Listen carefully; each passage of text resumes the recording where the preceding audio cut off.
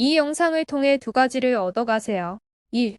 완화된 기초연금 기준을 확인하세요. 이 기초연금 수급자 탈락될 수 있는 6가지 금지 행동을 확인하세요.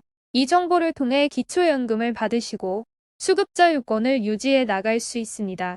모르면 신청 자체를 하지 않거나 수급자 탈락이 되는 중요한 정보이니 꼭 끝까지 확인하세요. 안녕하세요. 복지연구소입니다. 2022년은 이전에 없었던 물가 상승으로 모든 국민이 힘든 시기를 보냈습니다. 취약계층의 어려움은 더했습니다. 정부가 기초연금 수급자 조건을 계속 완화해 왔다는 사실을 모르는 사람이 대부분입니다. 그리고 2023년부터 이런 행동을 하면 개인 사정 봐주지 않고 기초연금 무조건 지급 정지되고 탈락됩니다. 기초연금 미신청자 20만 명.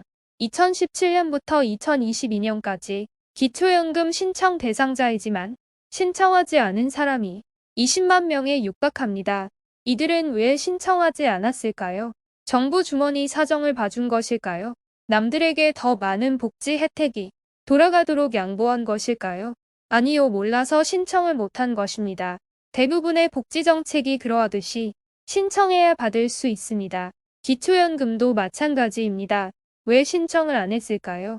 기초연금 제도는 알고 있지만 내가 가지고 있는 재산과 소득으로는 대상이 안 될 것이라고 혼자 판단해버렸기 때문입니다. 그동안 정책이 어떻게 변했는지 모른 채 말이죠. 2020년으로만 돌아가 보더라도 기초연금 수급자 기준은 소득 하위 40%였습니다. 하지만 현재는 70%입니다. 복지 정책에 관심을 기울이셔야 합니다. 모르면 손해가 되기 때문입니다. 2022년 기초연금 대상자 100%로 확대로 추진되었습니다. 안타깝게 무산되었지만 우리나라도 뒤늦게 복지 정책에 힘을 쏟고 있습니다. 특히 취약계층에 대한 지원 및 제도 개정이 활발합니다. 문제는 가만히 앉아 있으면 정부가 떠먹여주지 않습니다. 좋은 제도를 만들어두고 신청해야 받을 수 있는 구조를 탓하기 전에 지금 당장은 내가 확인해서 신청해야 합니다. 변화하는 정보를 따라가기 어렵다면 복지연구소를 구독하세요. 알기 쉽고 빠르게 전달드리겠습니다. 기초연금 소득 인정의 기준은 계속 완화되고 있습니다. 이전에 안타깝게 소득이 많아 기초연금 수급자에 탈락했던 분들이 대상자가 될 수 있다는 뜻입니다. 단, 신청을 해야 받을 수 있다는 사실을 명심하세요. 단독가구 기준 21년 169만 원에서 22년 180만 원으로 인상되었습니다. 부부가구 기준 270만 원에서 288만 원으로 인상되었습니다. 금리가 오르면서 집값이 떨어지는 상황은 더 지속될 것이라고 전문가들은 예측하고 있습니다. 이 상황이 기초연금 수급자 대상에게는 유리하게 적용됩니다. 재산 인정액이 줄어들기 때문입니다. 내 소득 인정액 확인 방법은 인근 주민센터에 방문하세요. 담당 공무원을 통해 소득 인정액을 확인할 수 있습니다. 이런 행동을 하면 안 됩니다. 기초연금 수급자 대상에서 탈락이 되기 때문인데요. 억울한 상황을 주장해봐도 소용없으니 미리 알아두고 대비하셔야 합니다. 하나 자동차 공동 명의. 자녀가 이용할 차량을 구매하면서 부모가 자동차 명의를 공동으로 해주는 경우가 있습니다. 왜? 보험료를 줄이기 위해서입니다. 소탐 대실. 보험료 아끼려다 기초연금 탈락됩니다. 대부분의 취약계층을 위한 복지 제도는 나름의 기준이 있습니다. 상대적으로 소득과 재산이 많으면 복지 혜택 대상자에서 밀려나게 됩니다. 특히 자동차 재산은 순위가 확 밀려버리게 됩니다. 재산에도 종류가 있는데 자동차 재산이 있다고 하면 정부는 이렇게 생각합니다. 자동차까지 굴릴 정도면 살만하겠네? 라고 판단합니다. 운전대를 한 번도 만져보지 못했고 명의만 공동인 차량일지라도 재산 인정액이 확 올라가 버립니다. 공동명의 지분이 1%밖에 안 되는데도요. 지분은 상관없습니다. 자녀 99%, 부모 1% 지분, 자녀와 부모 50% 지분이어도 자동차 재산 가액 100%로 인정됩니다. 더욱이 해당 차량이 고급 차량이라면 묻지도 않고 기초연금 대상자에서 그 즉시 광속 탈락이 됩니다. 고급 자동차 기준은 배기량 3000cc 이상인 차량 또는 4천만 원을 넘는 차량을 말합니다. 예외는 있습니다. 오래된 차량이면 됩니다. 2023년 기준 2013년 이전에 구매한 고급 차량은 기초연금 산정 시 불이익은 없습니다. 둘 정기예금 명의대여. 정기예금 대신 가입해주면 안 됩니다. 고금리 시대가 열리면서 자녀가 예금 특판 상품을 불입하더라도 부모 명의로 정기예금을 가입하는 경우가 많아지고 있습니다. 정기예금도 금융재산으로 잡히기 때문에 주의하셔야 합니다. 정기예금 잘못 가입하면 기초연금 산정 시 금융재산이 올라가게 됩니다. 이로 인해 피부양자 탈락되어 건보료 폭탄을 맞는 예상하지 못한 문제를 직면하게 될 수 있습니다. 자세한 내용은 11시 카드를 통해 확인할 수 있으니 참고하시기 바랍니다. 세피인간 부채. 개인에게 돈을 빌리는 것도 안 됩니다. 지인 또는 가족에게 이체받은 내역으로 내 재산이 아니라고 주장할 수 없습니다. 안타까운 실제 사례가 있습니다. 코로나19 이후 주식시장은 호황을 이어나갔습니다. 이때가 기회라고 생각한 은퇴한 A씨는 지인에게 돈을 빌리기 시작했습니다. 영끌이라고 하죠. 영원까지 끌어모은 자금으로 모두 주식을 매입했습니다.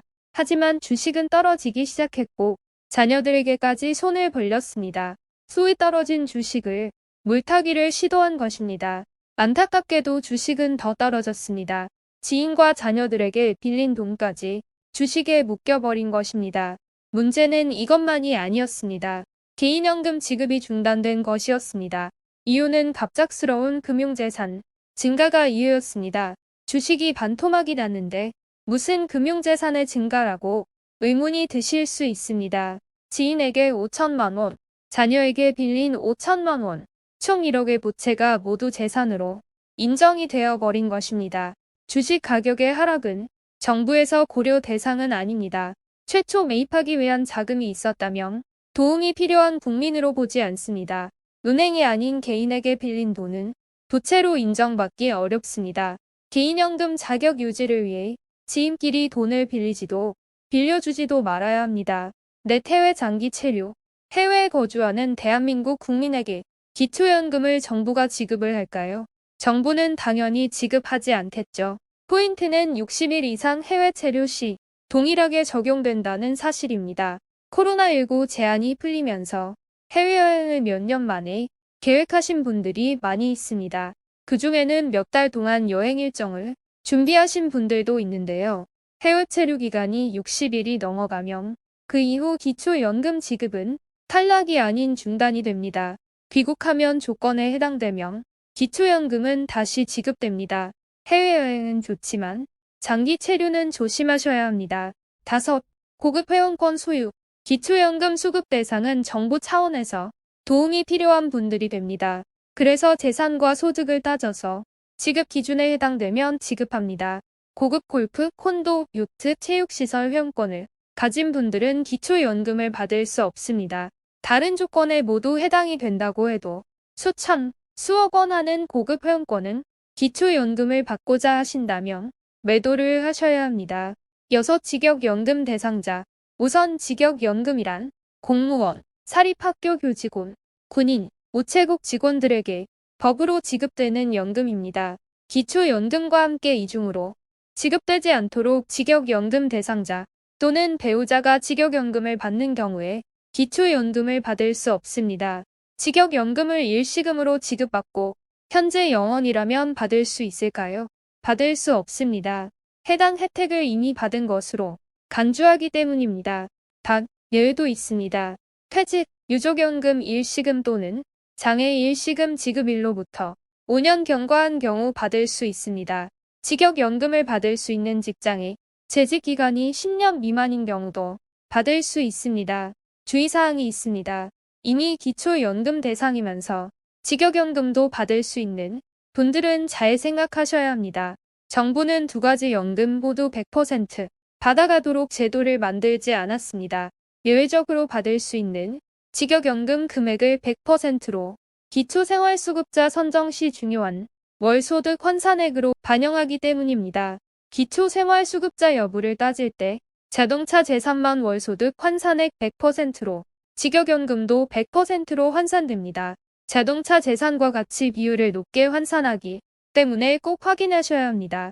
2마리 토끼를 잡으려다 기초생애급여는 물론 의료급여 대상자에서도 탈락될 수 있습니다. 오늘 알려드린 내용을 정리하면 다음과 같습니다. 하나. 최근에 기초연금 대상 완화되었다. 신청을 위한 상담을 꼭 받으세요. 개인 상황에 따라 소득, 재산은 천차만별이기 때문에 정확한 상담을 받으셔야 합니다. 둘.